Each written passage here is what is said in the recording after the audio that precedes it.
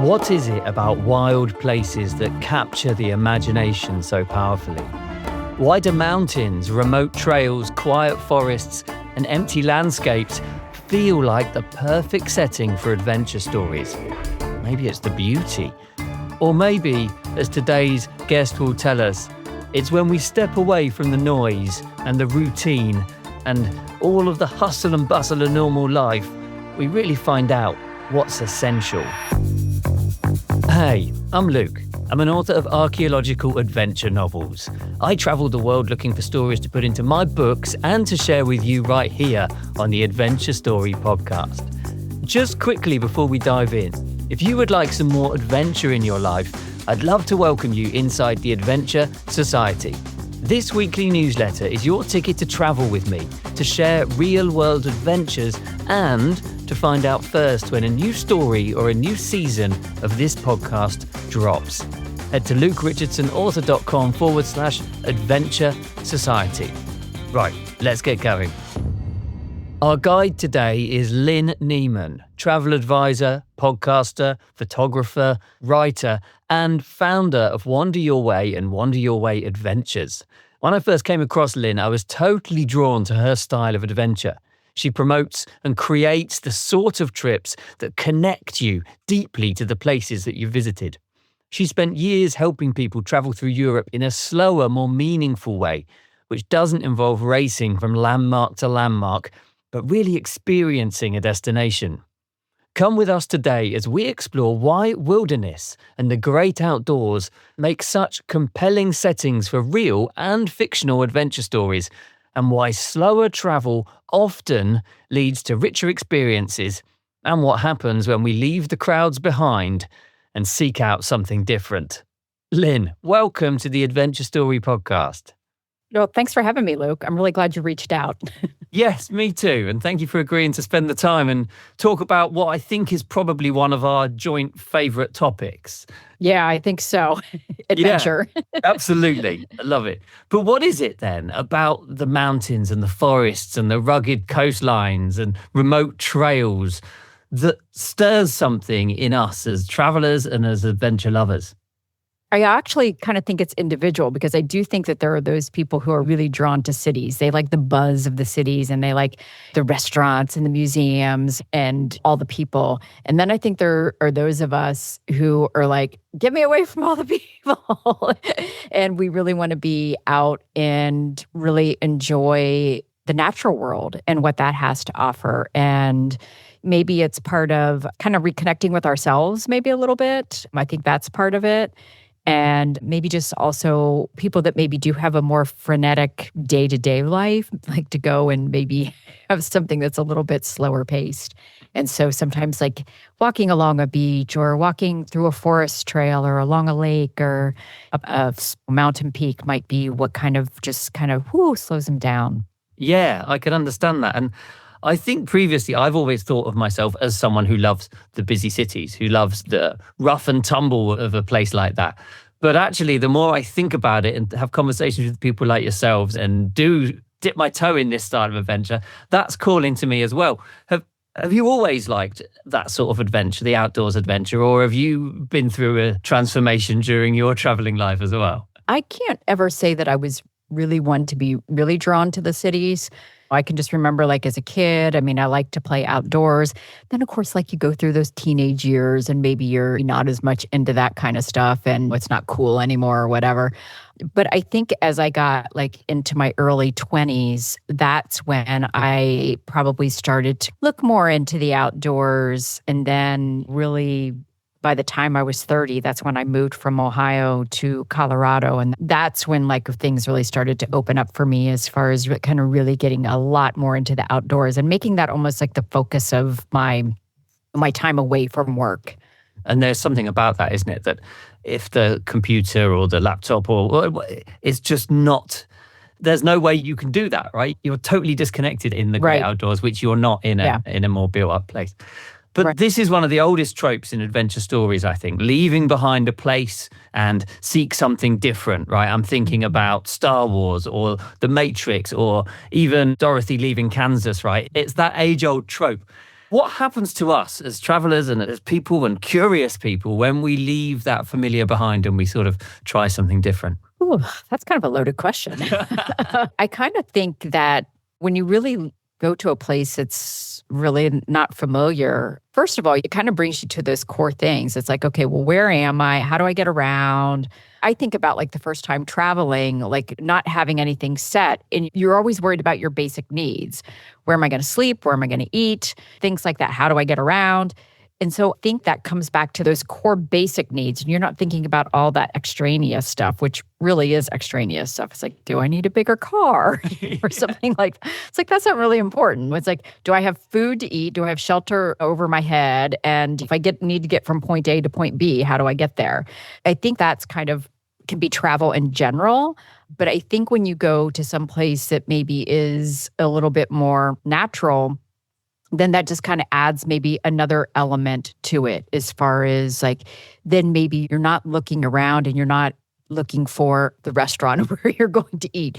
You're taking in all that space. I guess like when you're standing on a beach and you're looking out at the ocean, or maybe on a viewpoint up on a cliff, looking out at the ocean, or you're up kind of on the top of a mountain peak and you get this anywhere where you can get a great view, it sort of puts everything into perspective as well. So I think that there's that part where you're getting away from the familiar, but maybe, again, I think it also comes down to it kind of makes you kind of reconnect with yourself and what's important. Yeah. And what maybe really isn't. Maybe the big problems that you think are such big problems really aren't that big. That's true, isn't it? That you're chasing something that you thought you wanted, but perhaps haven't really thought about, I suppose. It could be. You go on these adventures and you really appreciate a warm drink, don't you? Because of the effort it requires. Whereas in a city, there's a coffee shop on every corner and you can get that very easily. But actually, in the forest, when you've made a campfire, or even if you've got a gas stove or whatever, just the process, just the thing involved is a lot more complex, isn't it? Yeah. There's always a saying that the food always tastes better. Even like I can remember back in my Colorado days when I did some backcountry camping. And so, yes, you've got your little gas stove and you've got your freeze-dried pouch of food, and you boil the water and you put the water in, you're eating this, and it's like the best meal ever. And you're like, it probably really isn't. But because of the effort that you put in to maybe hike to wherever, you are, and you're like you might be in the middle of nowhere. In the case of like in places in Colorado and Utah where I've done this, there's nothing else around. And you maybe hiked all these miles and you put in all this effort, and you're sitting in this beautiful place and you're thinking, I'm eating the best meal in the whole wide world. It's probably not the best meal in the whole wide world, but it sure feels like it at the time, doesn't it? It's perspective. Exactly that. And I like that. I like how travel generally, it does give a perspective, whether that's an adventure like you're talking about, or walking through an Indian village, or whether that's going on a train journey across Europe. You're seeing things that are different to your everyday life, and that gives you the perspective, I suppose, doesn't it? Yes, it does. Most certainly. Yeah. So you talk quite a lot, or I've heard you write on your website about letting a place reveal itself gradually, about slowing to the pace of the place and not sort of checking off bucket list items in a sort of feverish manner on a 5-day trip to see 6 cities or whatever it might be. Tell me about that. Why is that important? How does that change your travel experience? Well, I kind of feel like when you're running around and you're just trying to see things, you're just seeing things. You're not really experiencing a place. You're kind of at that surface level of travel.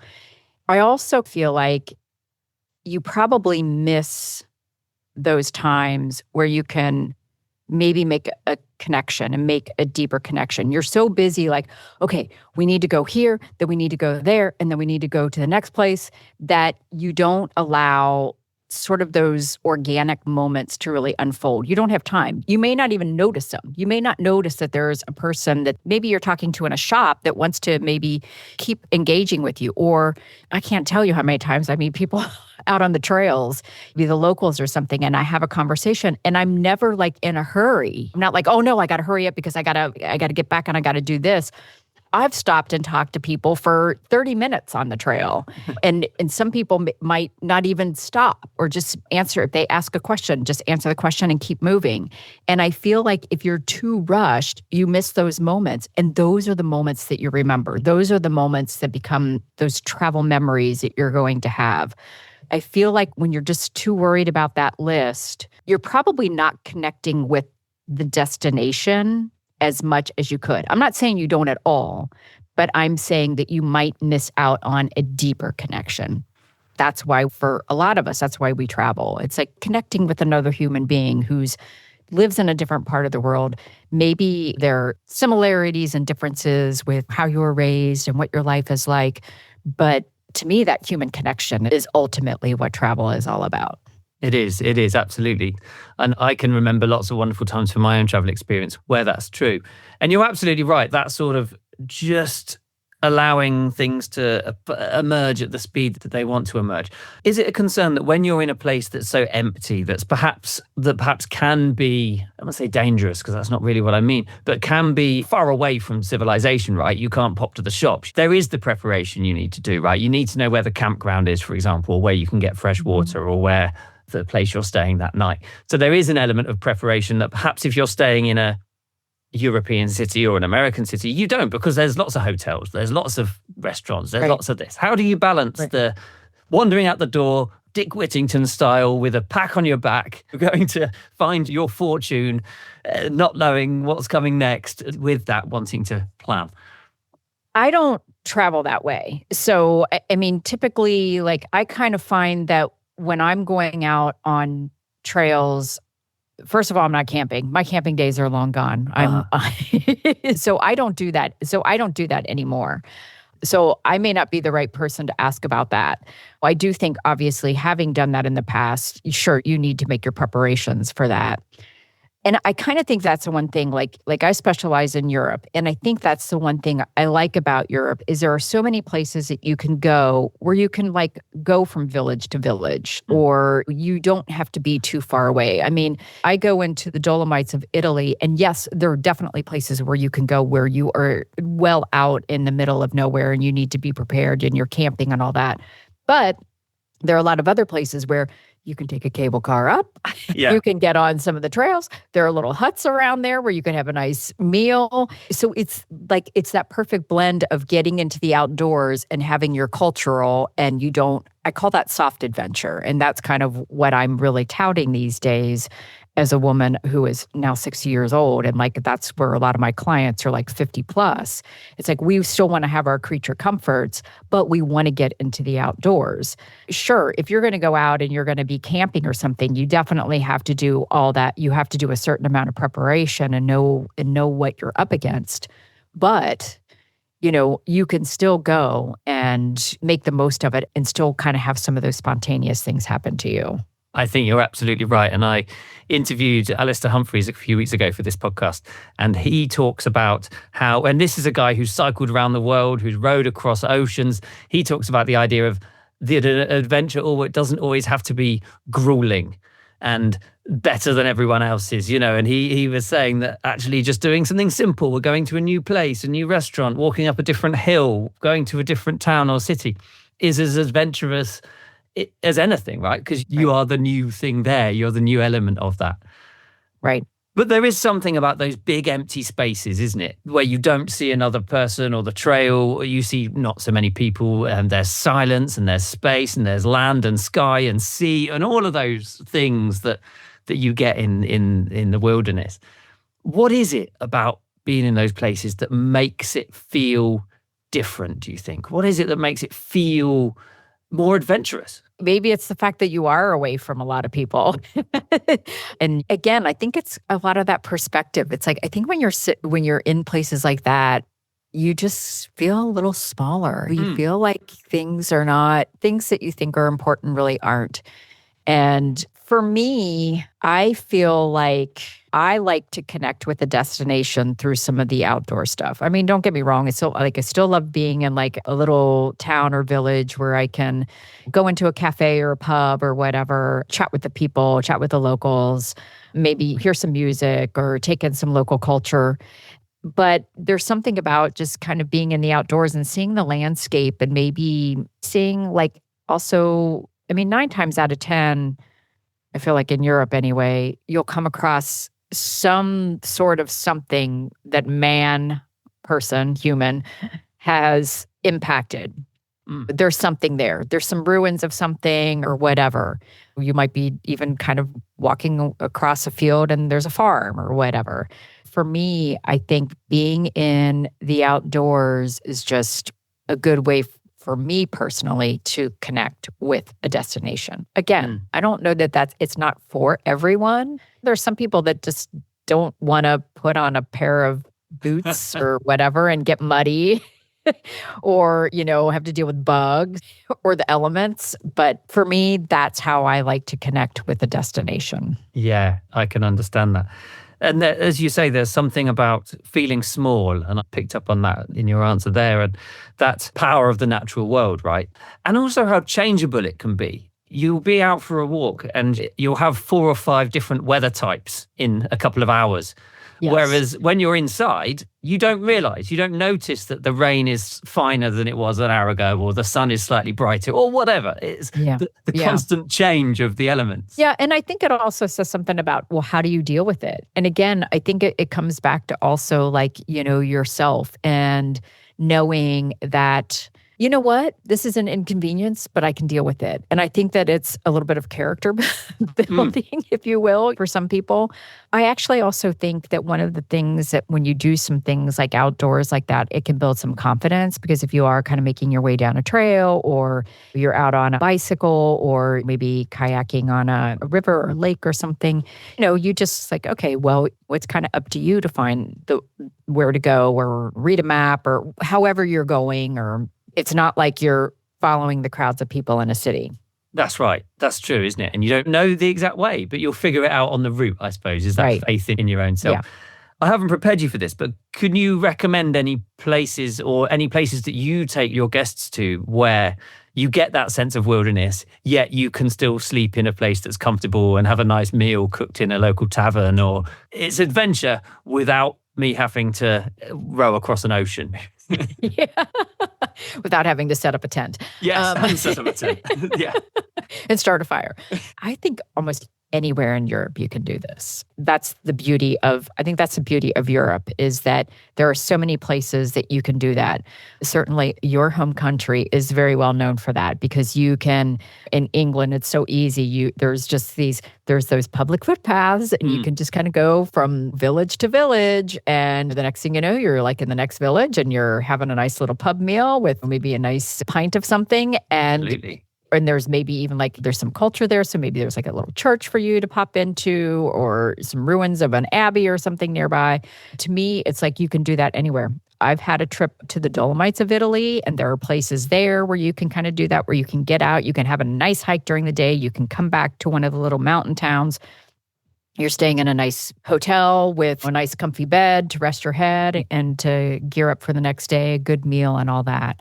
And of course, Scotland is where I've got a couple of tours actually for 2026 planned. And that's an awesome country as well to do all of that. But France, Italy, Germany, you can do it. You can just about anywhere. You just mentioned you're going to be going to Portugal. You can do it there. So, I mean, I think that's the one thing about Europe compared to maybe like the States, because like in the US and Canada, we have our national parks, and you can still do that. But there are so many places where you can like really get out into the wilderness, where it's like to get to certain places, it may take you a couple of days to hike in and maybe go up to this like mountain lake or something like that. I've done that in Rocky Mountain National Park. I've done that in the Tetons in Wyoming. I've done it in Canyon Country in Utah, where it's like you're hiking in. You're not going out and doing it all in a day. You're going to hike in, and it may take you a couple of days to get where you need to be. So that's when you're pulling out the tent. But you can still do what you can do in Europe as far as like have your culture and get out on your trails or on your bicycle or whatever. But I just feel like Europe is easy to do it. Yes, I think you're right in that once you get so far away from civilization, there's a lot more complexity in terms of what you've got to pack and if you know you're not passing something else, it certainly makes it more difficult, I think. So you talked about the move to Colorado was something for you that sort of awakened that adventurous spirit. Is that what you'd argue was your sort of adventure awakening, or was it the first trip to Europe or something like that? I'm intrigued as to how this travel story. Yeah, it's probably a little bit of both. I mean, I think the adventurous part of me definitely came alive when I moved to Colorado, just because there was so much there compared to where I grew up and where I live now in Cincinnati, Ohio. So for me, it probably really awakened that. And it's like I climbed a bunch of the 14ers when I was out there. Those are the 14,000 foot plus mountains that are out there. There's like 54 of them in Colorado. Did some canyoning, you guys call it. Actually even tried a little bit of rock climbing. Probably wasn't as much my thing, but did try to like a little bit of mountain biking. Not my thing. Some snowshoeing and snowboarding and stuff like that. But the hiking was always a thing that I think I enjoyed the most. That really brought me more to like being in the mountains and hiking through a forest or even through a deserty area or canyony area. And then I think when I went to Europe the first time, I actually went to Spain, and I was mostly kind of in smaller towns. I would actually have to say like that kind of started my love affair with Europe. But I think as far as like getting more in the outdoors, it was probably my 2007 trip when I went to Ireland. I'd met this gal who was Irish and we became friends, and I went and saw her then. I met her in Spain and went and stayed with her in 2007 in Ireland. And she was very much into hiking at the time. So we went to she took me to a couple of places in Ireland where we were able to get in the outdoors. And I think that's when I realized, because again, Europe, I think Americans, we all think about all the grand cities and the sites, the Romes and the Londons and the Parises of the world. And I think because of her, thankfully, I kind of really got to see that side of look at all this beautiful nature that's in Europe. And so I think I started to seek it out more than after that. I love that. And there are, as travelers, and adventurers, I suppose, when you think about it, there is one sort of pivot point, isn't there? That's like, this is here. Huh. Then, of course, you're off buying the shoes that you need and the socks and all of the little things that you need to do that. Yeah. That first one with those shoes that you borrowed from someone in the hostel and a rain mac that doesn't fit or whatever it is. That's the one that you sort of got that first taste of it. Seeing the first beach in Ireland, I was like, oh my God, they have beautiful beaches here. Who knew it? And then going up, we climbed up Croagh-Patrick Peak outside of Westport in County Mayo. And I was like, oh my God, and now look at these beautiful views. And so that was a bit of an awakening for me when it comes to adventure in Europe, I suppose. I love that. And tell us about your trips that you're doing in Scotland, you were saying. Yeah. So I actually am a travel advisor. So I plan a travel agent, really.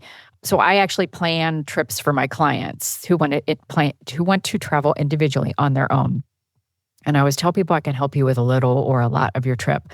But the Wonder Your Way Adventures are the small group tours that started in 2025. And the idea is to bring together a small group of people, usually no more than 12 people, and incorporating that soft adventure. So incorporating, mostly getting out on trails, because that's what I want to do.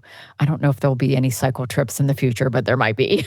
So if I decide, I like to stop and photograph. That's what I always tell people. That's why I don't ride a bike. So it's easier to stop and photograph when you're walking. So that's what we're doing, is incorporating those getting out on the trails. And maybe you're only doing 3 to 6 miles in a day, and then there's some other sort of cultural activities. So we've got one that happens, I don't know when this comes out, but as we're recording this, it's the end of March. And the first one in Scotland happens at the end of May, and we'll be in the Cairngorms National Park in the Highlands.